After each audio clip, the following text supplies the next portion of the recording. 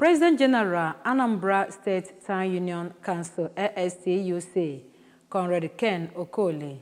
ekwugo na ọbasi ya bụ ebubo na-ebo na ihe oriri tummy noodles nwere ajọ ọnọdụ n'ọnọdụ ahụike ndị mmadụ. Conrad Okoli mere ka amata nke mgbe ọ gara njem n'ebe a na-emepụta tummy noodles na Nnewi kansụl obodo Nnewi North ya na ndị isi otu ya ndị ọzọ. Onye ọrụ anyị bụ Gabe alọ kwesịkwara ha wee gaa ya bụ njem na ya bụ ụlọ ọrụ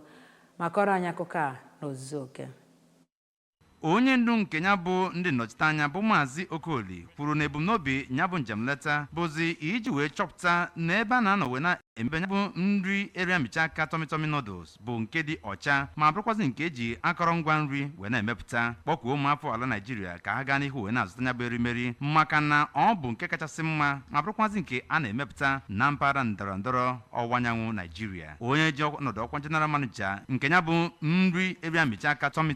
bụ Maazị Oke anụmụka gara n'ihu wee katọọ ọnya bụ asịrị bụ nke a na-ebugharị okirikiri kwuo na kemgbe eji wee malite imepụta ya bụ erimeri n'afọ 2009 na ụlọ ọrụ ahụ enwebeghị mgbe emechiri ya site n'aka ya bụ otu ọrụ ejensi na-ejikwa iwu ya ma mekwazịa ka amata na otu ọrụ NAFDAC bụ ndị nke nyere ha asambo bụ nke ha ji wee na-emepụta ya bụ erimeri eriamicha aka ma bụrụkwazị nke ha nenegoro ọ dị n'ụdị kwesịrị na ọ ga-adị. Maazị Emmanuel Nnaemeka kwuru wee sị na ezinụlọ ya bụ ndị nke na-eri ya bụ erimeri eri oge ma bụrụkwazị nke na-enyere aka wee na-edozi akwụkwọ etu kwesịrị ekwesị.